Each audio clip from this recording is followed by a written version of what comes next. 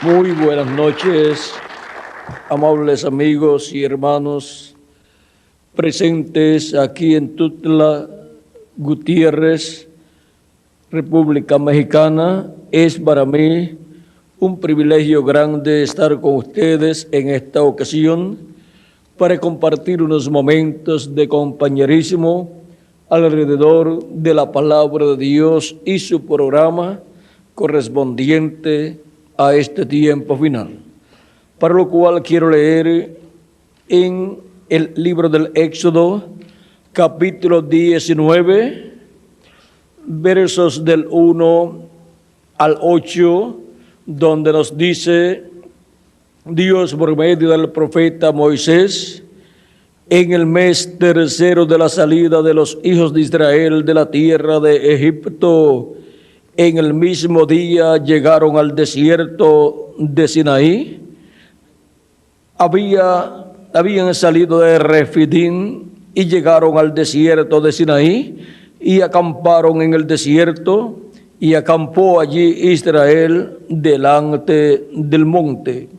Y Moisés subió a Dios, y Jehová lo llamó desde el monte, diciendo: así dirás a la casa de Jacob, y anunciarás a los hijos de Israel: vosotros visteis lo que hice a los egipcios, y cómo os tomé sobre las alas de águilas, y os he traído a mí. Ahora pues, si diereis oído a mi voz y guardareis mi pacto, vosotros me seréis mi especial tesoro sobre todos los pueblos, porque mía es toda la tierra. Y vosotros me seréis un reino de sacerdotes y gente santa. Estas son las palabras que dirás a los hijos de Israel. Entonces vino Moisés y llamó a los ancianos del pueblo y expuso en presencia de ellos todas estas palabras que Jehová le había mandado. Y todo el pueblo respondió a una y dijeron: todo lo que Jehová ha dicho haremos. Y Moisés refirió a Jehová las palabras del pueblo. Entonces Jehová dijo a Moisés: he aquí, yo vengo a ti en una nube espesa, para que el pueblo oiga mientras yo hablo contigo, y también para que te crean para siempre. Y Moisés refirió las palabras del pueblo a Jehová, y Jehová dijo a Moisés: ve al pueblo y santifícalos hoy y mañana, y laven sus vestidos y estén preparados para el día tercero, porque al tercer día Jehová descenderá a los ojos de todo el pueblo sobre el monte Sinaí. Y señalarás término al pueblo en derredor, diciendo: guardaos, no subáis al monte, ni toquéis sus límites. Cualquiera que tocare el monte, de seguro morirá. No lo tocará mano, porque apedreado o asaeteado, sea animal o sea hombre, no vivirá. Cuando suene largamente la bocina, subirán al monte. Y descendió Moisés del monte al pueblo, y santificó al pueblo, y lavaron sus vestidos, y dijo al pueblo: estad preparados para el tercer día, no toquéis mujer. Aconteció que al tercer día, cuando vino la mañana, vinieron truenos y relámpagos y espesa nube sobre el monte, y sonido de bocina muy fuerte, y se estremeció todo el pueblo que estaba en el campamento. Y Moisés sacó del campamento al pueblo para recibir a Dios, y se detuvieron al pie del monte. Todo el monte Sinaí humeaba, porque Jehová había descendido sobre él en fuego, y el humo subía como el humo de un horno, y todo el monte se estremecía en gran manera. El sonido de la bocina iba aumentando en extremo. Moisés hablaba y Dios le respondía con voz tronante. Y descendió Jehová sobre el monte Sinaí, sobre la cumbre del monte, y llamó Jehová a Moisés a la cumbre del monte, y Moisés subió. Que Dios bendiga nuestras almas con su palabra y nos permita entender su palabra. Nuestro tema para esta ocasión es: santificaos para el encuentro con Dios. Pueden tomar asiento si tienen la bondad, para poder comprender este misterio de la santificación. Vean ustedes, necesitamos ver cómo Dios ha santificado a su pueblo a través de la historia bíblica, y cómo aquí Dios llamó a Moisés y le dijo que santificara al pueblo, porque al tercer día Dios descendería en una nube espesa, y ahí Moisés estaría con el pueblo para recibir a Dios. Tenemos que entender una cosa, y es que las cosas que sucedieron en el Antiguo Testamento, para el Nuevo Testamento luego vienen a ser tipo y figura. Veamos en Hebreos capítulo 12, dice el apóstol San Pablo, hablando de este evento, y luego mostrando en el tiempo del Nuevo Testamento cómo ahora ya no es el monte Sinaí, sino que es el monte de Sión. Dice Hebreos capítulo 12, verso 18 en adelante: porque no os habéis acercado al monte que se podía palpar, o sea, el monte Sinaí, y que ardía en fuego, a la oscuridad, a las tinieblas y a la tempestad, al sonido de la trompeta y a la voz que hablaba, la cual los que la oyeron rogaron que no se les hablase más, porque no podían soportar lo que se ordenaba. Si aún una bestia tocare el monte, será apedreada o pasada con dardo. Y tan terrible era lo que se veía, que Moisés dijo: estoy espantado y temblando. Sino que os habéis acercado al monte de Sión, a la ciudad del Dios vivo, Jerusalén la celestial, a la compañía de muchos millares de ángeles, a la congregación de los primogénitos que están inscritos en los cielos, a Dios el juez de todos, a los espíritus de los justos hechos perfectos, a Jesús el mediador del nuevo pacto, y a la sangre rociada que habla mejor que la de Abel. Ahora vean cómo en el Nuevo Testamento el monte Sinaí ahora viene a ser cambiado por el monte de Sión, que es la iglesia del Señor Jesucristo. Por eso también encontramos en Efesios capítulo 13, verso 20, capítulo 3, vamos a ver lo que nos dice San Pablo. Él nos dice que Dios ha obrado con su iglesia para tener una iglesia pura y santa, santificarla con su sangre preciosa, y así, al tener esta iglesia santificada con su sangre, ser una iglesia sin mancha y sin arruga delante de Dios. Siendo que ahora la iglesia es santificada con la sangre de Cristo,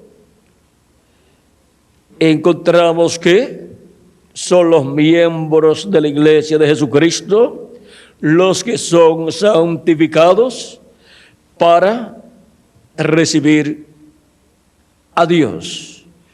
Por eso es que la persona, al recibir a Cristo como su Salvador, lava sus pecados en la sangre de Cristo y luego recibe el Espíritu de Cristo, porque es santificado, apartado por Dios, por el Espíritu Santo, para recibir a Dios en Espíritu Santo en su vida y recibir así el nuevo nacimiento.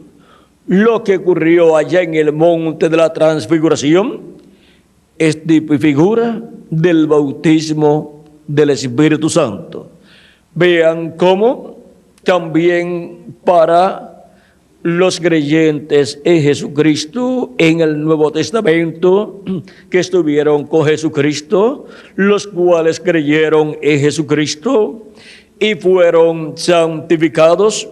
Cristo dijo orando: santifícalos en la verdad, tu palabra es la verdad. Y fueron preparados y santificados, apartados por Dios. ¿Para qué? Para recibir a Dios en Espíritu Santo el día de Pentecostés. Y vean cómo para el día postrero todos los miembros del cuerpo místico del Señor Jesucristo que lo han recibido como su Salvador, han lavado sus pecados en la sangre de Cristo y han recibido su Espíritu Santo, han sido personas apartadas por Dios. Santificar significa apartar, y han sido apartados por Dios para en el día postrero recibir la plenitud del Espíritu de Dios, recibir a Cristo en su segunda venida, el cual resucitará a los muertos en Cristo y transformará a los vivos en Cristo, que estarán en el cuerpo místico de Cristo, los cuales habrán recibido a Cristo como su Salvador, habrán lavado sus pecados en la sangre de Cristo y recibido su Espíritu Santo, y por consiguiente han nacido de nuevo. Ninguna persona puede ser parte del cuerpo místico de Cristo sin nacer de nuevo. Cristo dijo a Nicodemo en el capítulo 3 de San Juan: de cierto, de cierto te digo, que el que no nazca de nuevo no puede ver el reino de Dios. O sea, no lo puede entender. Nicodemo pensó que era nacer por medio de una mujer de nuevo, y le pregunta a Jesús: ¿cómo puede hacerse esto? ¿Puede acaso el hombre ya siendo viejo? Porque Nicodemo ya estaba avanzado en edad. ¿Y cómo estaría su madre si estaba viva? Y ahora Cristo le dice que es necesario nacer de nuevo para entrar al reino de Dios. Y Nicodemo estaba interesado en entrar al reino de Dios. Le dice: ¿cómo puede hacerse esto? ¿Puede acaso el hombre ya siendo viejo entrar en el vientre de su madre y nacer de nuevo?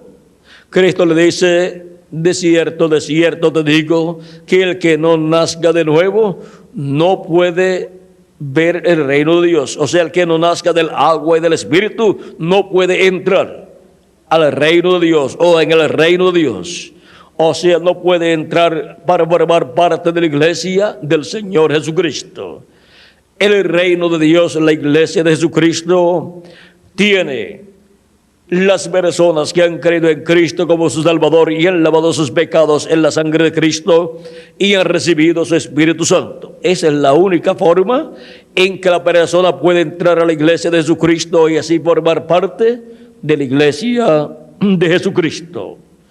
Y los miembros de la iglesia de Jesucristo son santificados por Cristo, así como también han sido justificados. Justificar es la persona quedar como si nunca antes hubiese pecado, porque la sangre de Jesucristo nos limpia de todo pecado y somos justificados delante de Dios como si nunca hubiésemos pecado. Y ahora ese es el pueblo que para el día postrero es preparado para recibir al Señor en su segunda venida, y eso es para recibirlo al tercer día. Y ahora era para el tercer día en que Dios se manifestaría sobre el monte Sinaí, pero el pueblo tenía que estar preparado para ese tercer día, y sería en la mañana. Y ahora, ¿cuál es el tercer día? En donde, así como vino Dios sobre el monte Sinaí al tercer día en la mañana del tercer día y se manifestó sobre el monte Sinaí, ahora viendo que ya no es el monte Sinaí, sino la iglesia del Señor Jesucristo, el monte de Sion, es ese monte el que ocupa ese lugar en la actualidad, que es la iglesia de Jesucristo. Cuando hablamos del tercer día, un día delante del Señor es como 1000 años, y 1000 años como un día. Y ahora, para el día postrero, Cristo ha prometido a los creyentes en Él que los resucitará si han muerto físicamente, si sus cuerpos físicos han muerto. Veamos en San Juan capítulo 6, donde tenemos esa promesa de nuestro amado Señor Jesucristo, versos 39 al 40, dice: y esta es la voluntad del Padre, el que me envió, que de todo lo que me diere no pierda yo nada, sino que lo resucite en el día postrero. ¿Cuándo? En el día postrero. Y esta es de la voluntad del que me ha enviado, que todo aquel que ve al Hijo y cree en Él tenga vida eterna, y yo le resucitaré en el día postrero. Ahora, ¿cuál es el día postrero?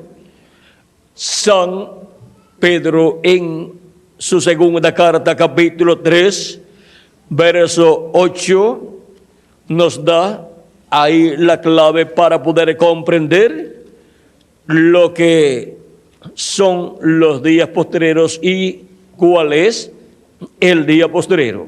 San Pedro nos dice en el segunda de Pedro capítulo 3 verso 8: mas, oh amados, no ignoréis esto, o sea que es algo que no podemos ignorar, que para con el Señor un día es como 1000 años, y 1000 años como un día.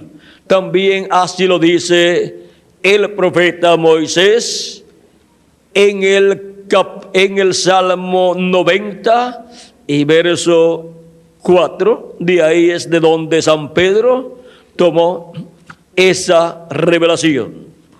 Y ahora, siendo que un día delante del Señor para los seres humanos es un día milenial, o sea, contiene 1000 años, ahora podemos comprender las palabras de San Pablo en su carta a los Hebreos capítulo 1, verso 1 al 2, donde nos dice: Dios, habiendo hablado muchas veces y de muchas maneras en otro tiempo a los padres por los profetas, en estos postreros días nos ha hablado por el Hijo, a quien constituyó heredero de todo y por quien asimismo hizo el universo. Cuando dice San Pablo que Dios habló por medio de su Hijo, dice que habló en los postreros días. Y ya han transcurrido 2000 años. ¿Y cómo pueden ser aquellos días en que Jesús estuvo predicando y Dios ha hablado por medio de Él? ¿Cómo pueden ser aquellos días los días postreros? Sencillo, porque un día delante del Señor es como 1000 años, y 1000 años como un día. Y ahora veamos lo que dice San Pedro en el libro de los Hechos, capítulo 2. Este fue el día de Pentecostés, cuando pensaban que Estos 120 creyentes en Cristo que habían recibido el Espíritu de Dios pensaban que estaban borrachos, pero ellos no estaban borrachos. Y vean cómo dice aquí, en el capítulo 2 del libro de los Hechos, verso 14 al 20, entonces Pedro, poniéndose en pie con los 11, alzó la voz y les habló diciendo: varones judíos y todos los que habitáis en Jerusalén, esto os sea notorio y oíd mis palabras, porque estos no están ebrios como vosotros suponéis, puesto que es la hora tercera del día, o sea, de 8 a 9 de la mañana, porque cada vigilia contiene 3 horas y la cuarta vigilia es la única vigilia que ocurre de día y ocurre de 6 a 9 de la mañana. Sigue diciendo: mas esto es lo dicho por el profeta Joel, y en los postreros días, dice Dios, derramaré de mi espíritu sobre toda carne. ¿Para cuándo dice Dios que derramará de su espíritu sobre toda carne? Para los postreros días. Y vuestros hijos y vuestras hijas profetizarán, vuestros jóvenes verán visiones, y vuestros ancianos soñarán sueños. Y de cierto sobre mis siervos y sobre mis siervas en aquellos días derramaré de mi espíritu y profetizarán.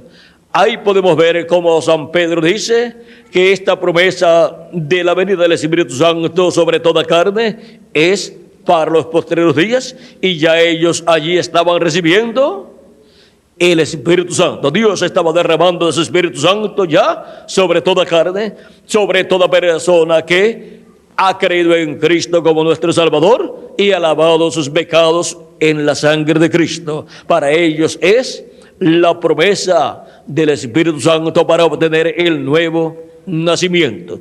Y ya desde los días de los apóstoles ya se estaban viviendo los postreros días, y ya Dios estaba hablando por medio de Jesucristo en los postreros días, y estaba también derramando ese Espíritu Santo sobre toda carne desde el día de Pentecostés en adelante. Y ahora encontramos que desde aquellos días hasta este tiempo Dios ha estado derramando de su Espíritu Santo sobre toda carne, porque todavía estamos viviendo en los postreros días. Vean también en 1 de Pedro capítulo 1, versos 19 en adelante, San Pedro nos enseña que nosotros hemos sido rescatados no con oro o plata, sino con la sangre preciosa de Cristo. Y dice: sino con la sangre preciosa de Cristo, como de un cordero sin mancha y sin contaminación, ya destinado desde antes de la fundación del mundo, pero manifestado en los postreros tiempos por amor de vosotros. ¿Manifestado cuándo? En los postreros tiempos, o sea, en los días postreros. ¿Y qué son entonces los días postreros? No son 3 días de 24 horas, sino que esos 3 días postreros delante de Dios para los seres humanos son 3 milenios, o sea, 3000 años. Cuando Jesús tenía de 4 a 7 años de edad, comenzó el 5.º milenio, y por consiguiente comenzaron los días postreros, y todavía estamos viviendo en los días postreros. Así como los días postreros de la semana para nosotros son jueves, que es el 5.º día de la semana, viernes, que es el 6.º día de la semana, y sábado, que es el 7.º día de la semana. Y ahora los días postreros delante de Dios para los seres humanos son el 5.º milenio, 6.º milenio y 7.º milenio. ¿Vieron lo sencillo que es todo? Por eso, desde los días de Jesús hasta nuestro tiempo, estamos viviendo en los días postreros. Porque un día delante del Señor para los seres humanos es 1 milenio, o sea, 1000 años. Y por eso es que Dios ha estado derramando ese Espíritu Santo desde los días de los apóstoles hasta este tiempo final. Y ahora han transcurrido de Cristo hacia acá 2000 años, y delante de Dios, ¿cuánto tiempo ha transcurrido? Solamente 2 días. 2 días de los 3 días postreros delante de Dios, ya 2 han transcurrido si le añadimos al calendario los años de atraso que tiene. Si no le añadimos los años de atraso que tiene, entonces faltan solamente 2 años con 4 meses para terminar los primeros 2 días postreros y comenzar el día postrero, o sea, el 7º milenio, que es el tercero de los 3 días postreros. Son 7 milenios por todo, pero de los 7 milenios hay 3 milenios postreros que son el 5º, 6º y 7º milenio. Y ahora solamente faltan 2 años con 4 meses para terminar el segundo de los 3 días postreros y comenzar el tercero de los 3 días postreros. Y el tercero de los 3 días postreros es el día postrero delante de Dios, el cual es el milenio postrero para los seres humanos. Y para ese milenio postrero, que es el día postrero delante de Dios, es que Cristo dijo: y yo le resucitaré en el día postrero, o sea, en el milenio postrero. Ahora, cuando ocurrió la resurrección de Cristo, ocurrió en la mañana. Y también la resurrección de los santos del Antiguo Testamento que resucitaron con Cristo, conforme a San Mateo capítulo 27, versos 51 al 54. Y ahora, esa resurrección ocurrió allá en el 5º milenio, que fue el primero de los días postreros, porque la resurrección es para los días postreros. Esa resurrección de los santos del Antiguo Testamento ocurrió en el primero de los días postreros, y la resurrección de los santos del Nuevo Testamento está prometida para ocurrir en el día postrero, o sea, en el tercero de los días postreros. Y ahora hemos visto cuál es el día postrero, es el 7º milenio. Y la mañana del día postrero, por cuanto un día delante del Señor es como 1000 años y 1000 años como un día, 1 hora delante de Dios, ¿cuánto es entonces? 1 hora delante de Dios son 41 años con 8 meses. Y la cuarta vigilia, vean, cada vigilia tiene 3 horas. De esas vigilias es que Dios habla en los evangelios, cuando Él dice, por ejemplo, vamos a ver lo que dice en San Marcos y también en San Lucas. En San Marcos capítulo 13, versos 34 en adelante, nos dice, y también en el verso 32 vamos a ver, verso 32 de San Marcos capítulo 13 dice: pero de aquel día y de la hora nadie sabe, ni aun los ángeles que están en el cielo, ni el Hijo, sino el Padre. Ahora, cuando se habla de ese día y de esa hora, se está hablando de ese día delante de Dios y de esa hora delante de Dios. Y ahora dice en el mismo capítulo 13 de San Marcos, verso 34 al 37, es como el hombre que yéndose lejos dejó su casa y dio autoridad a sus siervos y a cada uno su obra, y al portero mandó que velase. Velad pues, porque no sabéis cuándo vendrá el Señor de la casa, si al anochecer, o a la medianoche, o al canto del gallo, o a la mañana. Aquí tenemos 4 etapas en donde están las 4 vigilias: o al anochecer, o a la medianoche, o al canto del gallo, o a la mañana. Cada vigilia consta de 3 horas, y las vigilias comienzan a las 9 de la noche. De 9 a 12 de la noche es la primera vigilia y tiene 3 horas.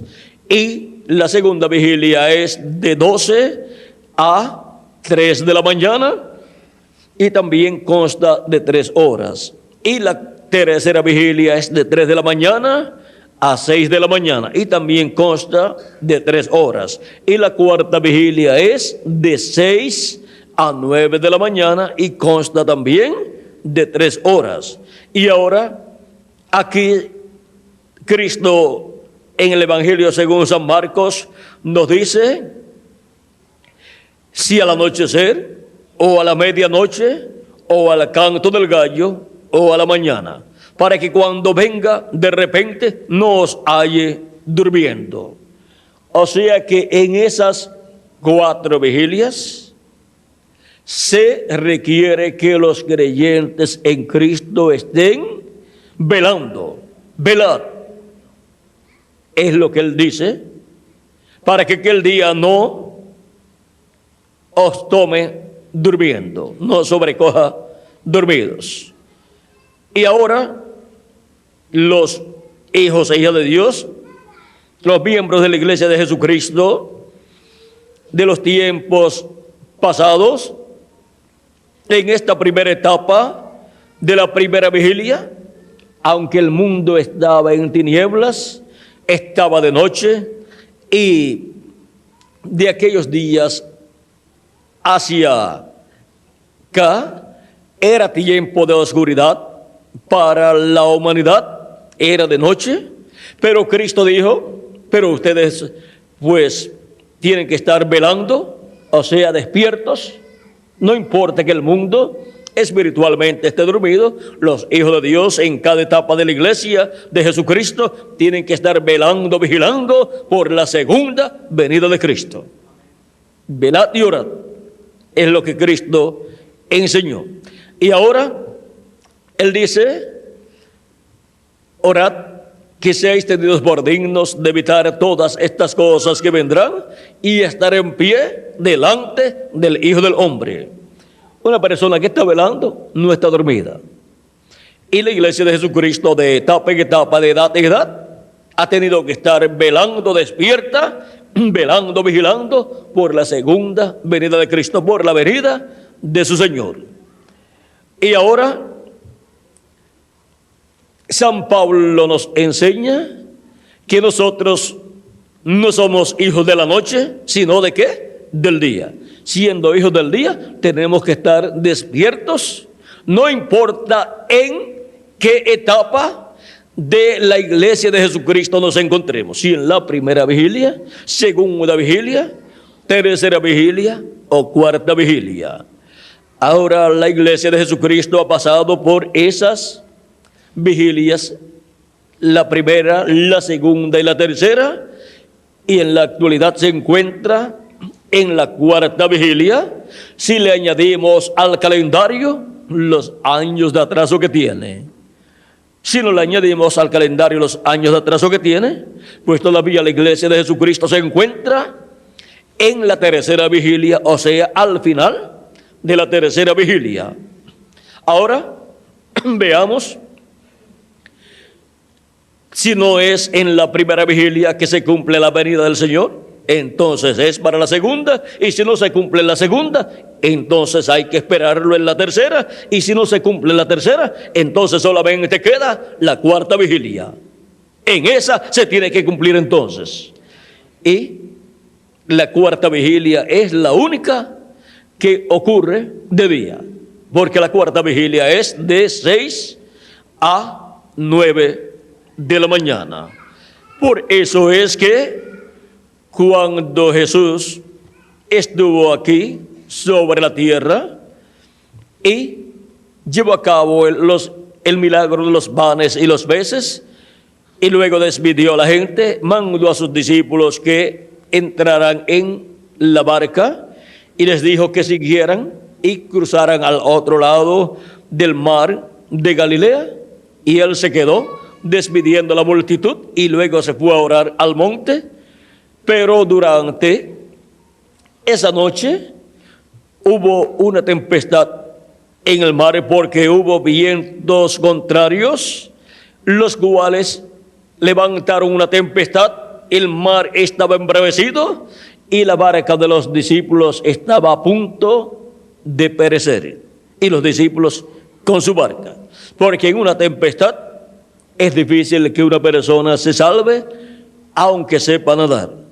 Y ahora Cristo va caminando sobre el mar hacia sus discípulos y llega a sus discípulos en la cuarta vigilia.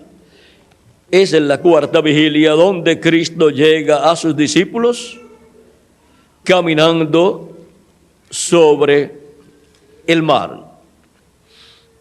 Vean, dice la narración del San Mateo capítulo 22, capítulo 14, verso 22 en adelante, dice: enseguida Jesús hizo a sus discípulos entrar en la barca e ir delante de él a la otra ribera, entre tanto que él despedía a la multitud. Despedida la multitud, subió al monte a orar aparte, y cuando llegó la noche, estaba allí solo, y ya la barca estaba en medio del mar, azotada por las olas, porque el viento era contrario. Mas a la cuarta vigilia de la noche, vino Jesús a ellos andando sobre el mar. Y los discípulos, viéndole andar sobre el mar, se turbaron, diciendo: un fantasma, y dieron voces de miedo. Pero enseguida Jesús les habló diciendo: tened ánimo, yo soy, no temáis. Se identificó como el yo soy, el cual le había aparecido a Moisés, y le dijo: yo soy el Dios de Abraham, de Isaac y de Jacob. Así le dijo el ángel de Jehová, que es el mismo Dios todopoderoso de Abraham, de Isaac y de Jacob. Cuando Moisés le dijo que él iba al pueblo hebreo y le decía que el Dios de sus padres le había aparecido, Moisés le dice: y si ellos me preguntan cuál es su nombre, ¿qué les voy a decir? Dios le dijo: dirás a ellos: yo soy el que soy, y dirás: yo soy, me ha enviado a vosotros. El yo soy, el Dios de Abraham, de Isaac y de Jacob. En el original encontramos que son 4 consonantes, YHWH, las letras contenidas en ese nombre que Dios le dio a Moisés, las cuales son impronunciables, pero para hacerlas pronunciables, aunque esa no sea la pronunciación correcta del nombre que Dios le dio allí, los teólogos le han añadido algunas vocales para que se pueda pronunciar como Yahweh o Yahvé o Jehová.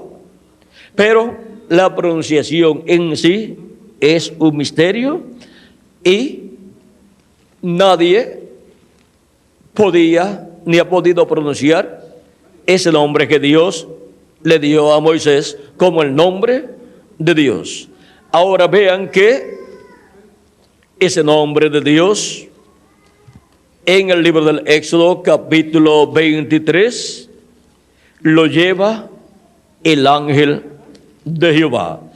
El capítulo 23, verso 20 al 23 del Éxodo dice: he aquí yo envío mi ángel delante de ti para que te guarde en el camino y te introduzca en el lugar que yo he preparado. Guárdate delante de él y oye su voz. No le seas rebelde, porque él no perdonará vuestra rebelión, porque mi nombre está en él. ¿Dónde está el nombre eterno de Dios?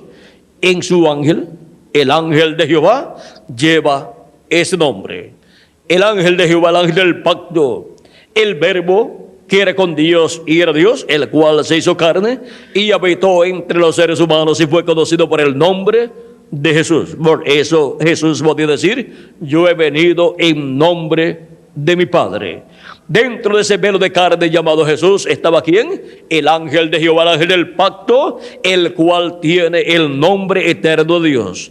Porque ese ángel del pacto o ángel de Jehová es el mismo Dios en su cuerpo teofánico de la sexta dimensión, y luego se hizo carne y habitó entre los seres humanos, y ahí dentro está nada menos que el ángel de Jehová, el ángel del pacto, el cual tiene el nombre de Dios.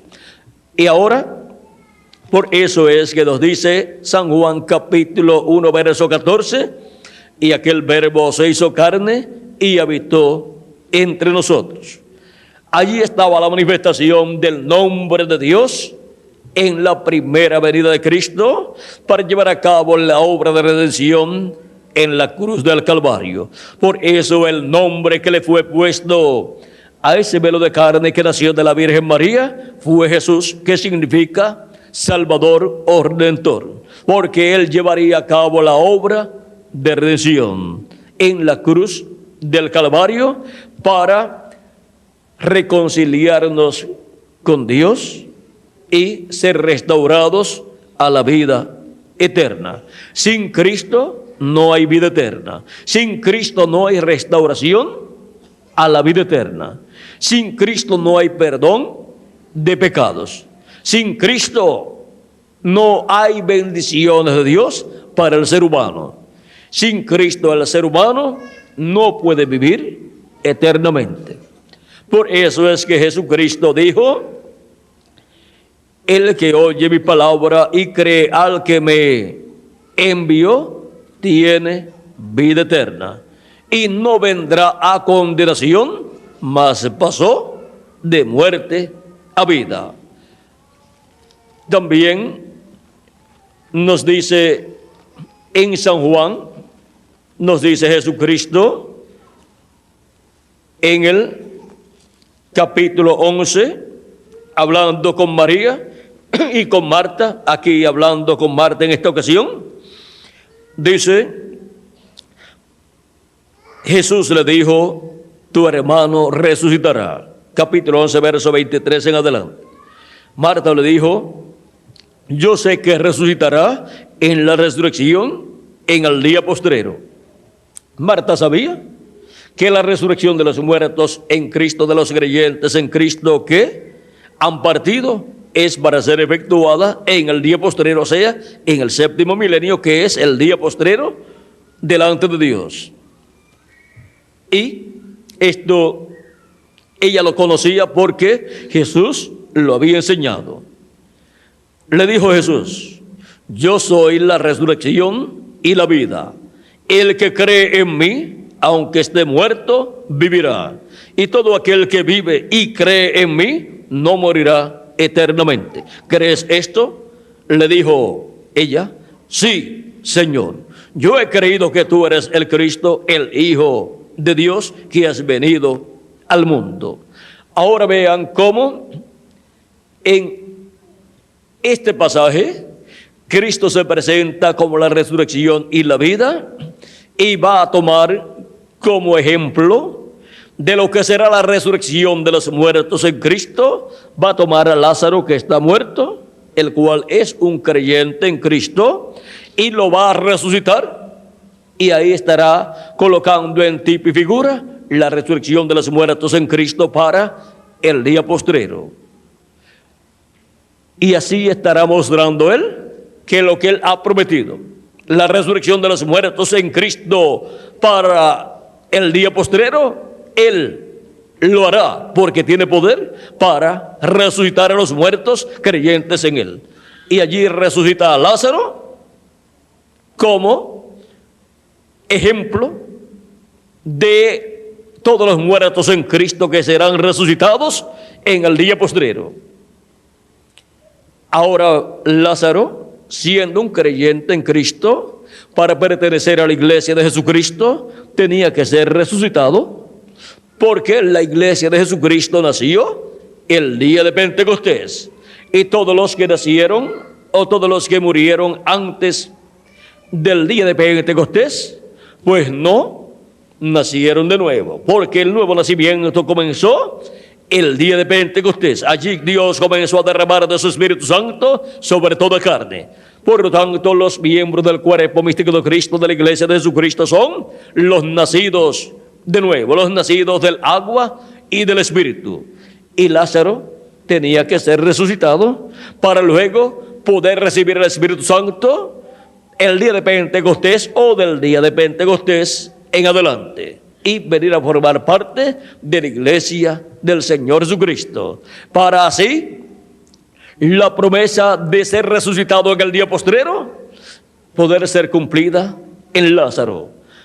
Y lo que dijo Marta: yo sé que resucitará en el día postrero, Es una verdad profética que Cristo enseñó, y Lázaro va a resucitar en el día postrero, que es el séptimo milenio. Pero tuvo que ser resucitado en aquel tiempo como ejemplo, como tipo y figura de todos los que van a resucitar por Cristo en el día postrero, o sea, en el séptimo milenio. Ese es el tercer día de los 3 días postreros. Ese es el tercer día para el cual todos los creyentes en Cristo han sido llamados y juntados de edad en edad. Y al creer en Cristo como nuestro Salvador y lavar nuestros pecados en la sangre de Cristo y recibir su Espíritu Santo, hemos sido justificados y hemos quedado como si nunca antes hubiésemos pecado, porque la sangre de Cristo nos ha limpiado de todo pecado, y ni Dios encuentra nuestros pecados porque fueron quitados por la sangre de Cristo. Ya no cubiertos como era en el Antiguo Testamento con los sacrificios de aquellos animalitos, los cuales con su sangre cubrían el pecado. ¿Por qué? No eran sacrificios perfectos, y por consiguiente la sangre no era una sangre perfecta. Por lo tanto, el pecado de todos los creyentes en el Antiguo Testamento que ofrecían esos sacrificios, sus pecados solamente estaban cubiertos por la sangre de esos sacrificios. ¿Y por qué la sangre de esos sacrificios cubrían el pecado?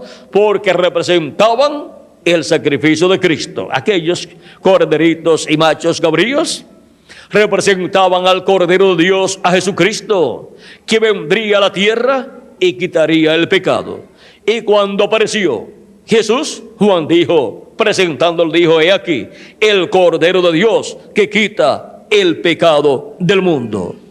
Y ahora, con la venida del Cordero de Dios, el Cordero perfecto, y con su sangre perfecta, hizo un sacrificio perfecto, el cual ha quitado el pecado del mundo. Y por eso, cuando la persona cree en Cristo como su Salvador y lava sus pecados en la sangre de Cristo, son quitados completamente, y queda la persona como si nunca hubiese pecado, y recibe el Espíritu de Cristo, y así recibe el nuevo nacimiento. Nace de nuevo, nace en la iglesia de Jesucristo, nace en una nueva raza, una nueva creación, de la cual Jesucristo es el principio. Apocalipsis capítulo 3, verso 14 dice que Jesucristo es el principio de la creación de Dios. De esa nueva creación, Él es el segundo Adán. Y siendo Él el segundo Adán, Él es el segundo Adán de una nueva creación, de esa creación de Dios, la cual viene a esta tierra por medio de creer en Cristo como nuestro Salvador y lavar nuestros pecados en la sangre de Cristo y recibir su Espíritu Santo, y así nacer de nuevo, nacer en una nueva creación, y así nacer dentro de la iglesia de Jesucristo y pertenecer a esa nueva raza que tiene vida eterna. Recibe un cuerpo teofánico de la sexta dimensión, llamado el ángel de Jehová, que acampa en derredor de los que le temen y los defiende. Y si muere su cuerpo físico, pues va a vivir al paraíso en ese cuerpo teofánico. Y luego, en el día postrero, tiene la promesa de ser resucitado en un cuerpo eterno y glorioso, igual al cuerpo de nuestro amado Señor Jesucristo. Es para el día postrero al séptimo milenio la promesa para la resurrección de los muertos en Cristo y transformación de nosotros los que vivimos. Ellos se resucitarán primero, todavía no han resucitado, pero van a resucitar. Y nosotros los que vivimos vamos a ser transformados y vamos todos a tener un cuerpo eterno, inmortal, incorruptible, jovencito representando siempre de 18 a 21 años de edad, un cuerpo glorificado igual al cuerpo de nuestro amado Señor Jesucristo, y así seremos a imagen y semejanza de nuestro Señor Jesucristo. Eso es lo que Cristo ha prometido para todos los creyentes en Él. Y eso es para el día postrero. Y para el día postrero, que es el tercero de los días postreros delante de Dios, es que la iglesia de Jesucristo ha estado siendo preparada, santificada con la sangre de Cristo para encontrarse con Jesucristo en el día postrero, así como se encontró el pueblo hebreo con Dios en el monte Sinaí. Y este encuentro es para ser transformados los que vivimos y los muertos en Cristo, ser resucitados en cuerpos incorruptibles. Es en el monte de Sión, en la iglesia de Jesucristo, en donde todos los hijos e hijas de Dios se encontrarán con Cristo en su segunda venida para darnos la fe, para ser transformados y raptados en este tiempo final. Y para los muertos en Cristo ser resucitados. La promesa en Isaías capítulo 59, vamos a ver, versos 19 en adelante, es que el libertador vendrá a Sión. Dice Isaías capítulo 59, versos 19 al 21, y te verán desde el occidente el nombre de Jehová, y desde el nacimiento del sol su gloria, porque vendrá el enemigo como un río, mas el Espíritu de Jehová levantará bandera contra él. Esa bandera que levantará contra el enemigo es la segunda venida de Cristo. Y vendrá el Redentor a Sión. ¿A dónde vendrá? A Sión. Y a los que se volvieren de la iniquidad en Jacob, dice Jehová. Y este será mi pacto con ellos, dijo Jehová, el Espíritu mío que está sobre vosotros o sobre ti, y mis palabras que puse en tu boca no faltarán de tu boca, ni de la boca de tus hijos, ni de la boca de los hijos de tus hijos, dijo Jehová, desde ahora y para siempre.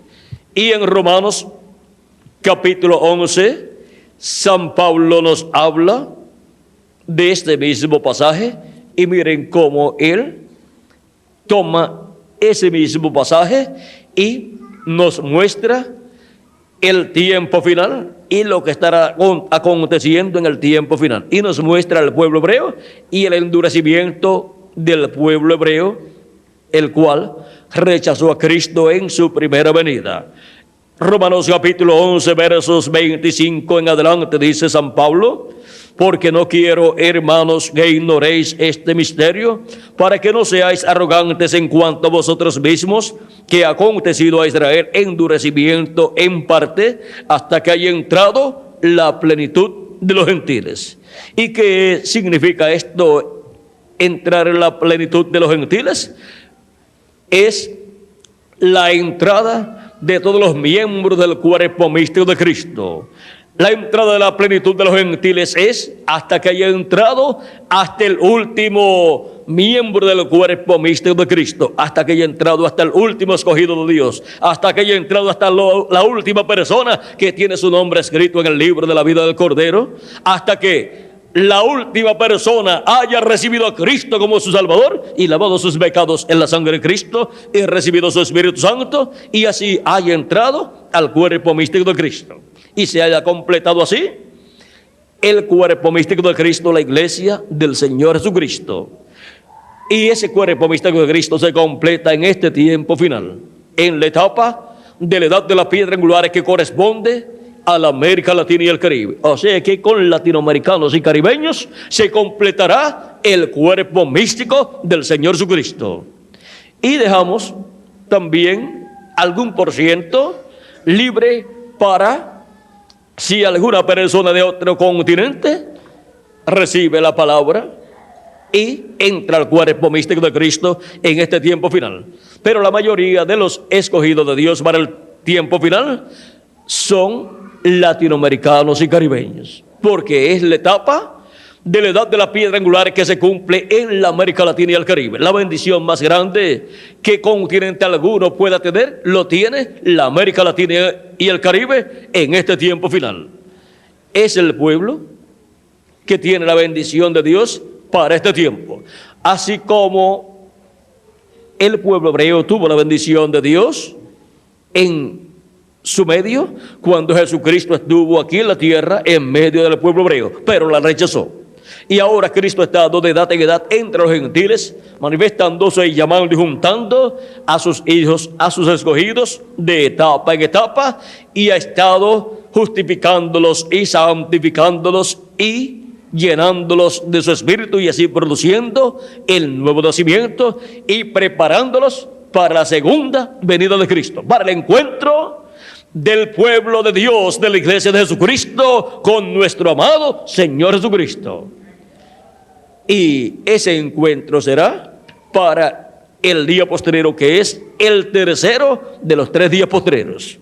Fue para el tercer día que el pueblo hebreo fue al monte Sinaí para encontrarse con Dios, pero tuvo que tener los días anteriores también siendo santificado y preparado para el encuentro con su Dios en el monte Sinaí. Y ahora el encuentro con nuestro Señor Jesucristo será en el monte de Sión en su segunda venida, en el tercer día, o sea, en el tercer milenio de los 3 milenios postreros. Y ahora allá fue ese encuentro en la mañana, o sea, en la cuarta vigilia.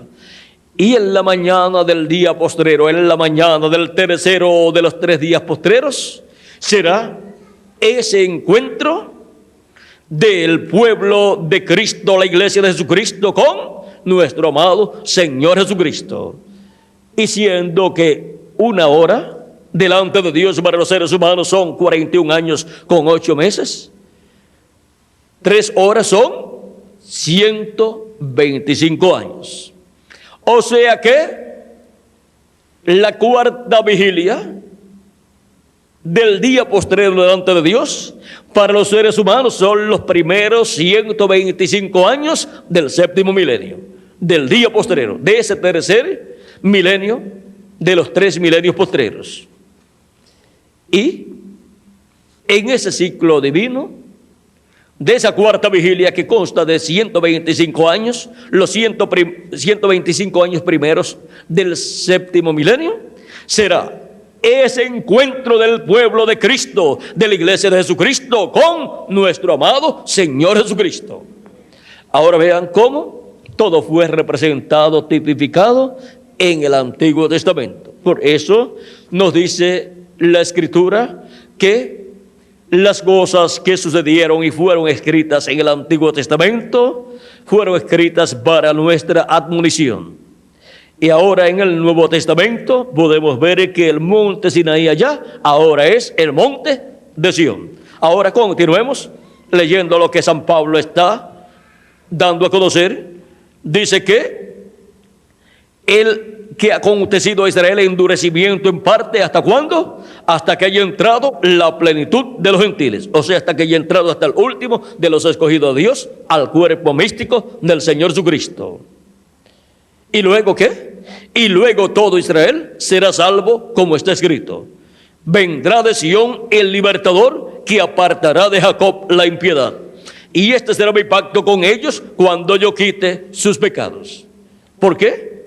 Porque el pueblo hebreo no tiene ni templo, ni tiene sacrificios desde que fue destruido su templo, y al rechazar a Cristo como su Salvador y como su Rey, pues el sacrificio de Cristo tampoco ellos lo han recibido para quitar sus pecados. Por lo tanto, los pecados del pueblo hebreo han estado sobre ellos como nación y como individuos, y por eso es que el juicio de Dios ha estado cayendo sobre el pueblo hebreo, porque la paga del pecado es muerte, y por eso la muerte ha estado azotando al pueblo hebreo a tal grado que Hitler por poco extermina al pueblo hebreo.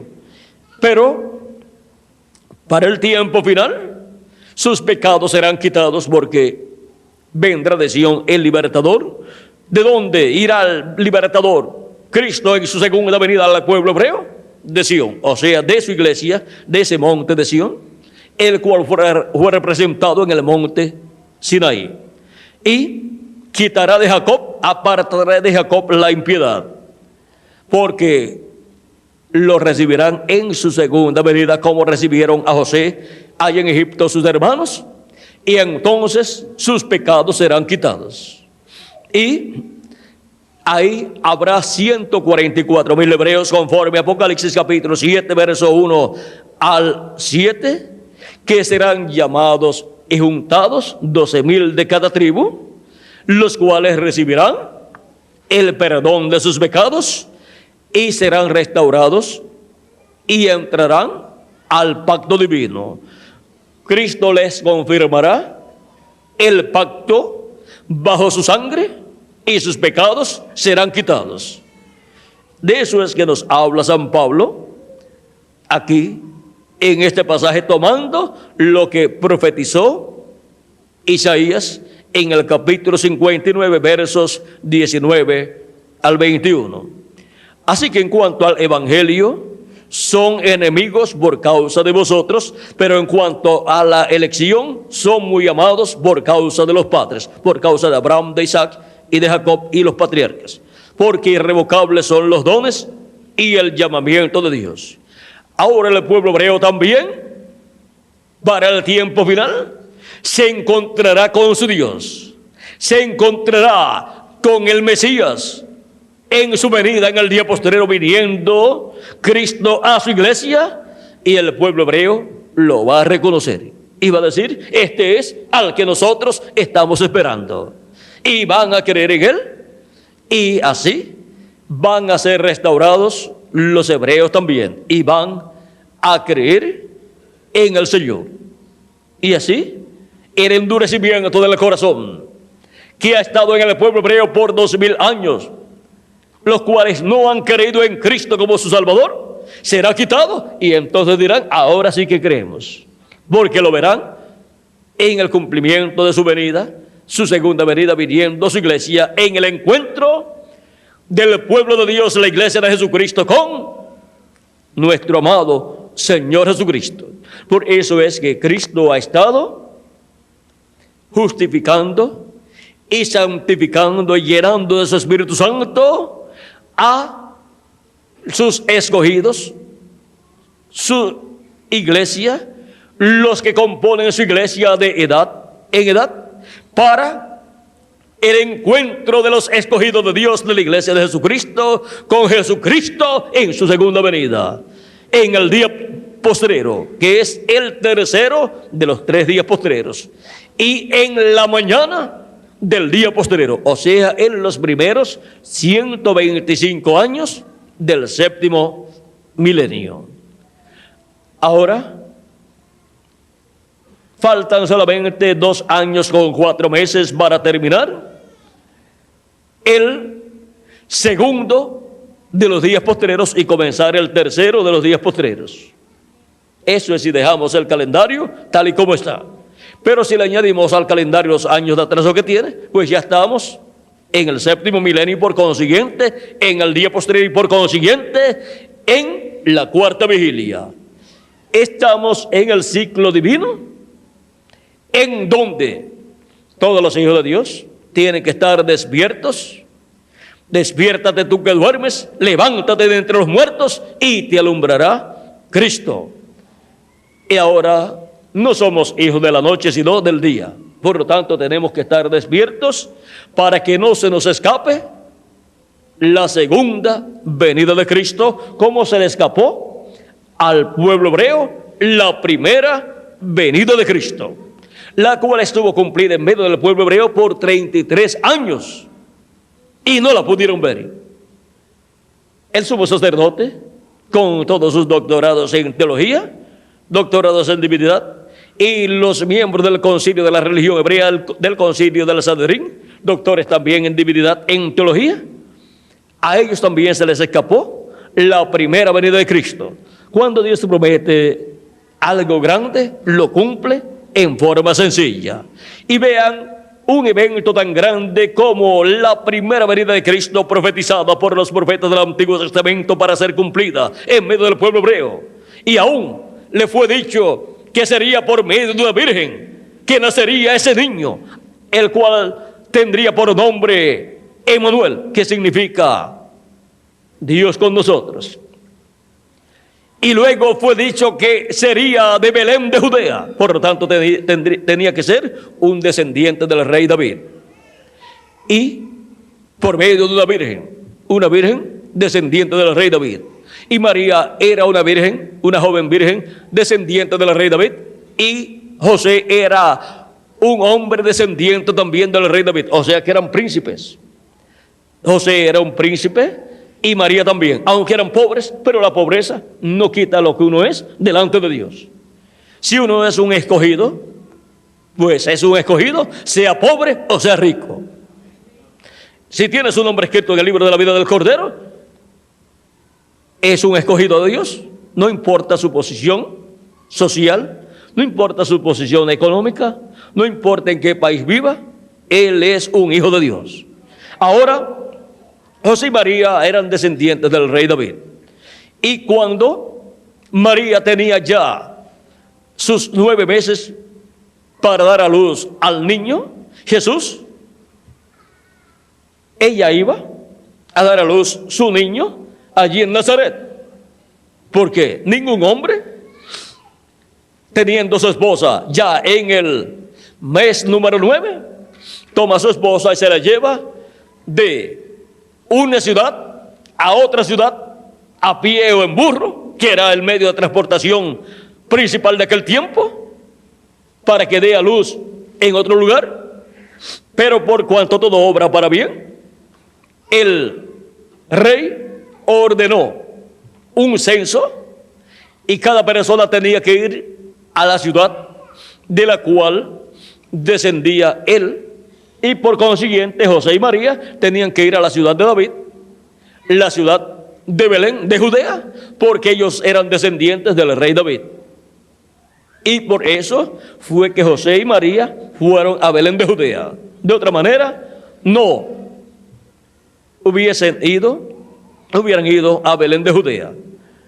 Ahora, tenían que ir allí para que se cumpliera la escritura y naciera en Belén de Judea, porque de Belén de Judea sería que vendría el gobernador, que gobernaría, el príncipe que gobernaría sobre el pueblo hebreo conforme a la profecía de Miqueas capítulo 5 verso 2. Y por eso es que los magos, cuando fueron a Jerusalén buscando al Mesías, porque habían visto la señal de la venida del Mesías en el cielo, cuando llegan a Jerusalén no encuentran al Mesías allí. San Mateo capítulo 12 verso 1 en adelante dice: cuando Jesús nació en Belén de Judea en días del rey Herodes, vinieron del oriente a Jerusalén unos magos diciendo: ¿dónde está el rey de los judíos que ha nacido? Porque su estrella hemos visto en el oriente y venimos a adorarle. Oyendo esto, el rey Herodes se turbó y toda Jerusalén con él. O sea que la noticia de la primera venida de Cristo, dada por estos magos, turbó a toda Jerusalén y al rey también. Vean, pues ellos tenían allí en Jerusalén el concilio de la religión hebrea, compuesto por 70 sabios teólogos, y tenían al sumo sacerdote. Allí también la persona más importante del pueblo hebreo en asuntos religiosos. O sea, tenían la representación de la religión hebrea en el sumo sacerdote, un hombre sabio con grandes doctorados en teología, y nada sabía ni el sumo sacerdote ni el concilio de la religión hebrea de la primera venida de Cristo. ¿Cómo será para la segunda venida de Cristo? ¿Cuántas personas y cuántos concilios y cuántos líderes religiosos conocerán el misterio de su segunda venida para el día postrero?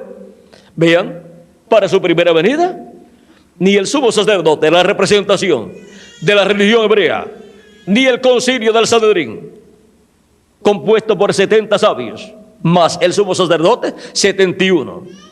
Ellos no supieron, no conocieron el cumplimiento de la primera venida de Cristo. Y aunque ellos eran los grandes sabios en asuntos religiosos. Cristo dijo, orando y dándole gracias al Padre, dijo a Dios en el capítulo 11 de San Mateo. Vamos a leerlo para que lo tengan tal y como Jesús lo dijo. Capítulo 11, verso 25 en adelante. En aquel día, en aquel tiempo, respondiendo Jesús, dijo, te alabo, Padre, Señor del cielo y de la tierra, porque escondiste estas cosas de los sabios y entendidos, y las revelaste a los niños. ¿Qué cosas? La primera venida de Cristo. Sí, Padre, porque así te agradó. Todas las cosas me fueron entregadas por mi Padre, y nadie conoce al Hijo sino el Padre, ni al Padre conoce a alguno sino el Hijo, y aquel a quien el Hijo lo quiere revelar. O sea que la revelación de la primera venida de Cristo no la obtenía la gente por medio de la enseñanza del sumo sacerdote y de los sabios de la religión hebrea, del concilio de la religión hebrea. Pues de ellos estaba escondida la primera venida de Cristo. Escondiste estas cosas de los sabios y entendidos, o sea, del concilio del Sanedrín y el sumo sacerdote, y las revelaste a los niños.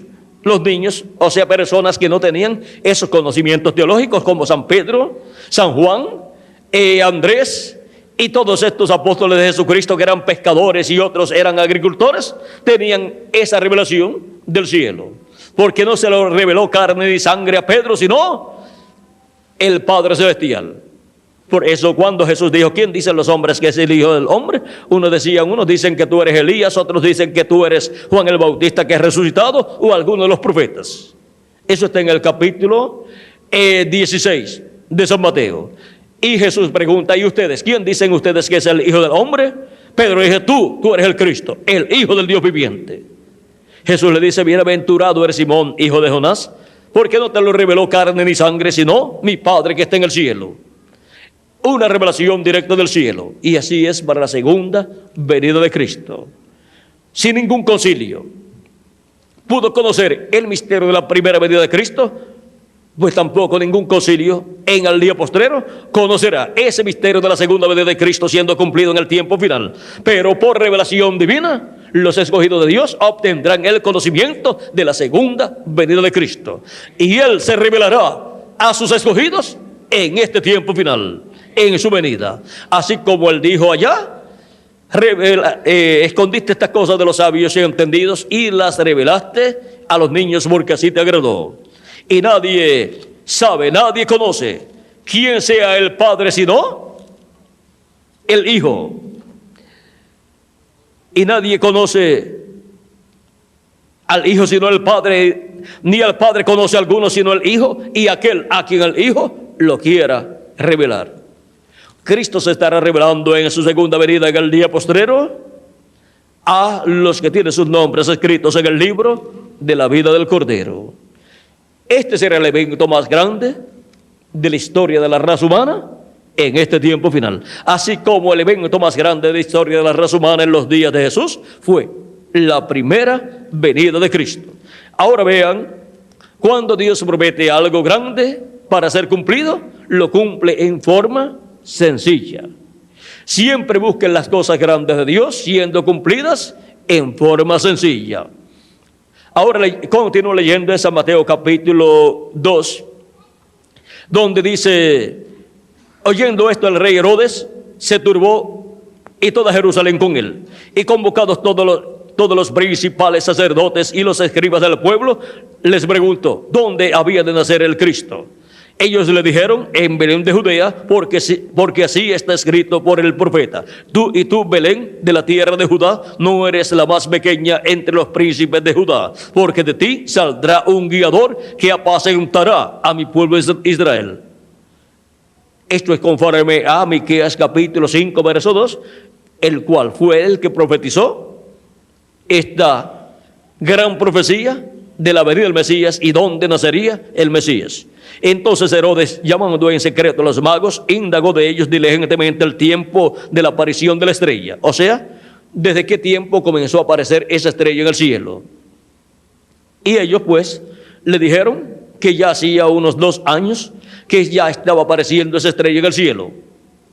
Eso Se lo contaron ellos, y por eso fue que cuando mandó a matar a los niños de 2 años hacia abajo, de acuerdo al tiempo en que la estrella había comenzado a aparecer, o desde que la estrella había comenzado a aparecer, porque desde que comenzó a aparecer la estrella, el Mesías ya estaba en la tierra.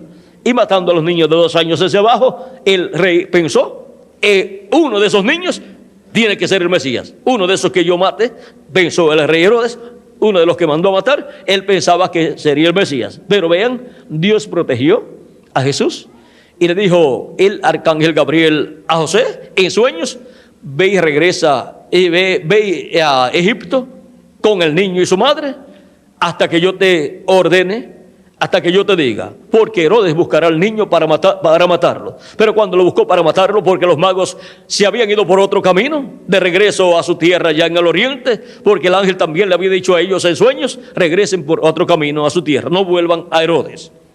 Herodes quería información acerca del nacimiento del niño y el lugar donde estaba el niño para mandarlo a matar.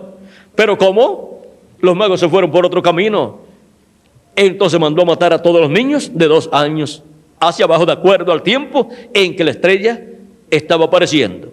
O sea que llevaba 2 años apareciendo en el cielo. Y vean los sabios entendidos de aquel tiempo en asuntos religiosos, en teología, no sabían que aquella señal que se veía en el cielo era la señal de la primera venida del Hijo del Hombre, una señal visible que los magos vieron. Ahora, ¿cómo se estaría viendo? ¿O sería allá en el zodiaco una señal allá? ¿O sería una estrella grande ahí viéndose? Eso los magos lo vieron, pero todos podían verla porque se estaba viendo por 2 años. Y vean, no se dieron cuenta el sumo sacerdote y los miembros del concilio del Sanedrín, no se dieron cuenta que esa era la señal de la venida del Hijo del Hombre, y por consiguiente tenía que estar cumplida ya en la tierra la venida del Hijo del Hombre. Pero recuerden que la venida del Señor, al ser cumplida en la tierra, pues tiene que aparecer como un niño naciendo primero, tiene que pasar por la etapa de niño, luego por la etapa de joven, y luego venir a la etapa de adulto, donde comienza su ministerio. Y por cerca de 30 años estuvo el Mesías en la tierra, en medio del pueblo hebreo, luego que fue llamado de Egipto, y regresaron a la tierra de Israel, pero a Nazaret, donde se crió Jesús. Y vean, el Mesías estaba en la tierra. El cumplimiento de la primera venida de Cristo estaba en la tierra ya. ¿Y quién sabía que estaba ya cumplida la venida del Mesías? Nadie excepto María, José, Elizabeth, su parienta, Zacarías el sacerdote, y Simeón y Ana, los cuales habían visto al Mesías cuando tenía 8 días de edad y fue presentado en el templo para ser circuncidado.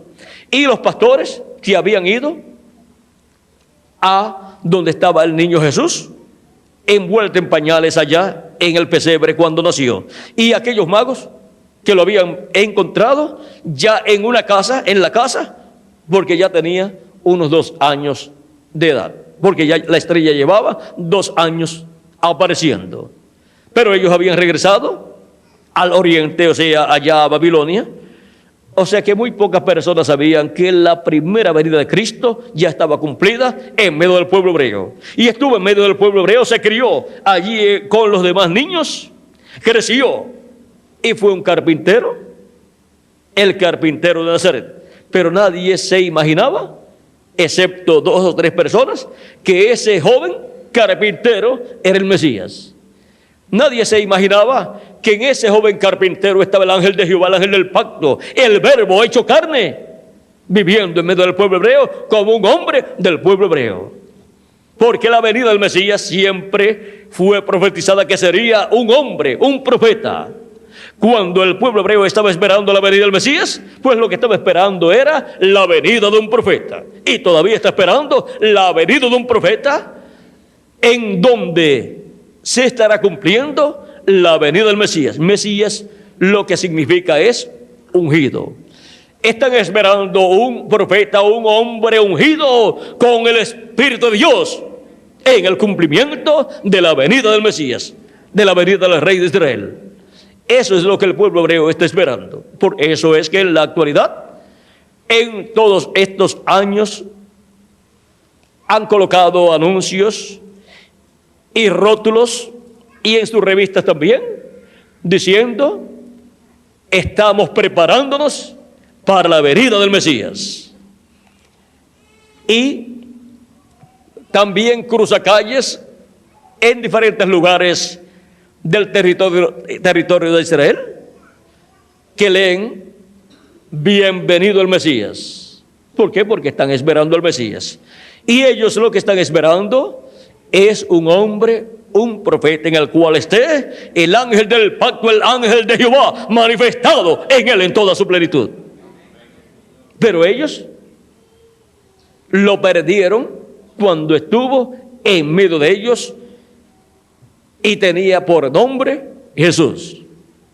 Ahora vean cómo se cumplió en forma sencilla aquel gran evento de la primera venida de Cristo, y el pueblo hebreo perdió ese evento. Pero los pequeños, los niños, los que no tenían esos grandes doctorados en teología, vieron ese evento siendo cumplido y creyeron, todos los que estaban ordenados para vida eterna. Ahora podemos ver que cuando Dios promete algo grande, lo cumple en forma sencilla. Luego, cuando tenía cerca de 30 años, ya comenzó su ministerio, fue bautizado por Juan el Bautista, vino a ser primero un discípulo de Juan el Bautista, y fue bautizado por Juan el Bautista, y luego comenzó su ministerio. Y de ahí en adelante comenzó a darse a conocer al pueblo hebreo y a dar testimonio de que él era el Mesías, de que él era el ungido. Por eso, cuando leyó en Isaías capítulo 61, en San Lucas tenemos esa lectura en el capítulo 4, dice, capítulo 4, verso 14 de San Lucas, dice: y Jesús volvió en el poder del Espíritu a Galilea, y se difundió su fama por toda la tierra del alrededor, y enseñaba en las sinagogas de ellos, y era glorificado por todos. Vino a Nazaret, donde se había criado, y en el día de reposo entró en la sinagoga, conforme a su costumbre, y se levantó a leer. Y se le dio el libro del profeta Isaías, y habiendo abierto el libro, halló el lugar donde estaba escrito: el Espíritu del Señor está sobre mí, por cuanto me ha ungido para dar buenas nuevas a los pobres, me ha enviado a sanar a los quebrantados de corazón, a pregonar libertad a los cautivos y vista a los ciegos, a poner en libertad a los oprimidos, a predicar el año agradable del Señor. Y enrollando el libro, lo dio al ministro y se sentó, y los ojos de todos en la sinagoga estaban fijos en él. Y comenzó a decirles: hoy se ha cumplido esta escritura delante de vosotros. Se estaba cumpliendo ahí la escritura de Isaías capítulo 61, que es una escritura, una promesa mesiánica. Se estaba cumpliendo esa promesa mesiánica en Jesús, en el cumplimiento de la primera venida de Cristo, el cumplimiento de la primera venida del ángel del pacto, del ángel de Jehová, encarnado en un hombre, manifestado en carne humana en Jesús de Nazaret. Ese era el Mesías para el pueblo hebreo en su primera venida.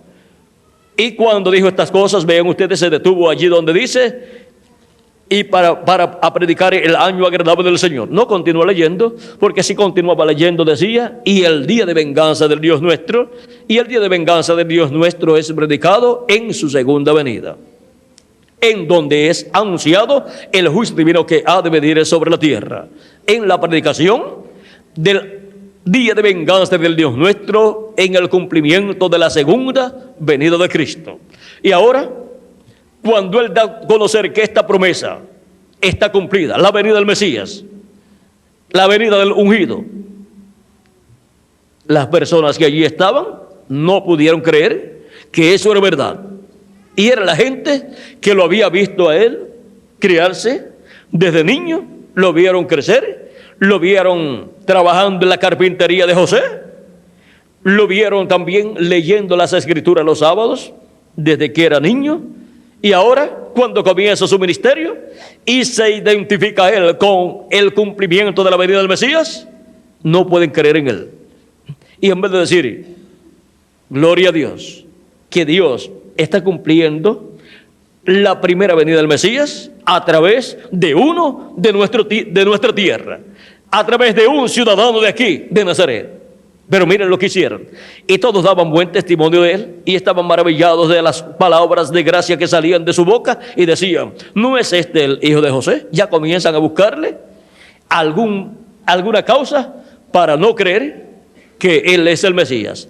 Él les dijo, sin duda me diréis este refrán, médico, cúrate a ti mismo. De tantas cosas que hemos oído que se han hecho en Capernaum, haz también aquí en tu tierra. Y añadió, de cierto os digo que ningún profeta es acepto en su propia tierra. Y en verdad os digo que muchas viudas había en Israel en los días de Elías, cuando el cielo fue cerrado por 3 años y 6 meses, y hubo una gran hambre en toda la tierra. Pero a ninguna de ellas fue enviado Elías, sino a una mujer viuda en Sarepta de Sidón. Y muchos leprosos había en Israel en tiempos del profeta Eliseo, pero ninguno de ellos fue limpiado, sino Naamán el sirio. Al oír estas cosas, todos en la sinagoga se llenaron de ira. ¿Cómo va a ser posible que vayan a la sinagoga, a la iglesia, para servir a Dios y se llenen de ira por el mensaje que Jesús está predicando? Todos en la sinagoga se llenaron de ira y levantándose, o sea, terminaron la actividad y levantándose, se le echaron fuera de la ciudad y le llevaron hasta la cumbre del monte sobre el cual estaba edificada la ciudad de ellos para despeñarle. Mas él pasó por en medio de ellos y se fue. Ahora vean, querían matarlo, yendo a la iglesia para adorar a Dios. Y uno de los mandamientos es, no matarás, y quieren matar al Mesías. Aún desde que nació, miren, querían matar al Mesías. Toda la vida de Jesús, esos 33 años, todos esos años, fue un tiempo en que en todos esos años trataron de matar a Jesús. Pero él no podía morir hasta que llegara el momento preciso por Dios. Nadie me quita la vida, yo la pongo por mí mismo para volver a tomar, dijo Jesús. Y cuando llega el tiempo para poner su vida por todos nosotros, él voluntariamente entregó su vida, tomó nuestros pecados, porque sin nuestros pecados él no podía morir. Vean, porque sin pecado entonces no hay muerte, porque la paga del pecado es la muerte. Nadie le podía quitar la vida a Jesús porque no tenía pecado. Pero ahora cuando toma nuestros pecados se hace mortal. Y entonces sí le pudieron quitar la vida a su cuerpo físico y murió en la cruz del Calvario. Pero él dijo, yo la pongo por mí mismo para volverla a tomar. Y resucitó su cuerpo después, 3 días después, al tercer día. Vean, ese tercer día es muy importante porque al tercer día fue que el pueblo hebreo se encontró con Dios en el monte Sinaí. Y es en el tercer día de los 3 días postreros, que es el 7º milenio, en donde la iglesia de Jesucristo al Israel celestial tiene una cita con nuestro amado Señor Jesucristo para encontrarse con nuestro amado Señor Jesucristo en su segunda venida, en donde los muertos en Cristo resucitarán en cuerpos eternos y nosotros los que vivimos seremos transformados. Y entonces seremos a imagen y semejanza de nuestro amado Señor Jesucristo, con un cuerpo joven, inmortal, incorruptible y glorificado para vivir con Cristo por toda la eternidad y reinar con Cristo por 1000 años y luego por toda la eternidad en su glorioso reino. Ahora vean el por qué. Él nos ha justificado y nos ha dejado como si nunca hubiésemos pecado, porque nos ha lavado con su sangre preciosa. Y vean por qué nos ha santificado y nos ha apartado para Él. Pertenecemos a Él. Y vean por qué nos ha dado su Espíritu Santo. Porque somos suyos, le pertenecemos a Él y por consiguiente necesitábamos nacer de nuevo para en el día postrero, en el 7º milenio, encontrarnos con Jesucristo en su segunda venida, en la mañana del 7º milenio, que es en los primeros 125 años del 7º milenio. Para eso es que Él nos ha justificado, nos ha santificado y nos ha dado su Espíritu Santo para encontrarnos con Él en el día postrero, en el 7º milenio, que es el tercer día de los 3 días postreros. Y es en la mañana de ese séptimo milenio, que son los primeros 125 años del séptimo milenio. Hemos visto el por qué Dios nos ha santificado, como también nos ha justificado y nos ha llenado de su Espíritu Santo para el encuentro de nosotros con nuestro amado Señor Jesucristo en su segunda venida. Ha sido para mí un privilegio muy grande estar con ustedes, amables amigos y hermanos presentes y radioyentes, dándoles testimonio de este encuentro con Dios que tendremos en este tiempo final. Este encuentro con Jesucristo en su segunda venida, en el séptimo milenio, en el día postrero, en el cual ya vivimos y le añadimos al calendario los años de atraso que tiene. Pero si no, pues solamente faltan 2 años con 4 meses para terminar el sexto milenio y por consiguiente terminar el segundo de los días postreros y comenzar el día postrero, o sea, el tercero de los días postreros, que es el séptimo milenio, para estar listos para el encuentro con nuestro Dios, para el encuentro con nuestro amado Señor Jesucristo en su segunda venida, para ser transformados y llevados a la cena de la boda del Cordero en el cielo, a la casa de nuestro Padre Celestial, juntamente con los muertos en Cristo que resucitarán en este día postrero para el encuentro con nuestro Señor Jesucristo en este tiempo final. Que las bendiciones de Jesucristo, el ángel del pacto, sean sobre todos ustedes y sobre mí también. Y pronto se completa el número de los escogidos de Dios en el cuerpo místico de Cristo. Y pronto los muertos en Cristo resuciten y nosotros los que vivimos seamos transformados y llevados a la cena de las bodas del Cordero en el cielo. En el nombre eterno del Señor Jesucristo. Amén y amén. Amables amigos y hermanos presentes y radioyentes, tengan lápiz y papel listo para que tomen teléfonos y direcciones a los cuales ustedes podrán llamar o escribir para pedir literatura completamente gratis, y también cintas magnetofónicas y que le lleven videos a sus hogares para que los vean con conferencias similares a esta, para obtener el mayor conocimiento de todo el programa divino y estar preparados para el encuentro con nuestro Dios, para el encuentro con nuestro amado Señor Jesucristo en su segunda venida. Dejo al joven José Benjamín Pérez para que les dé direcciones y teléfonos a los amables amigos radioyentes y así puedan llamar o escribir. Que Dios le bendiga y les guarde a todos.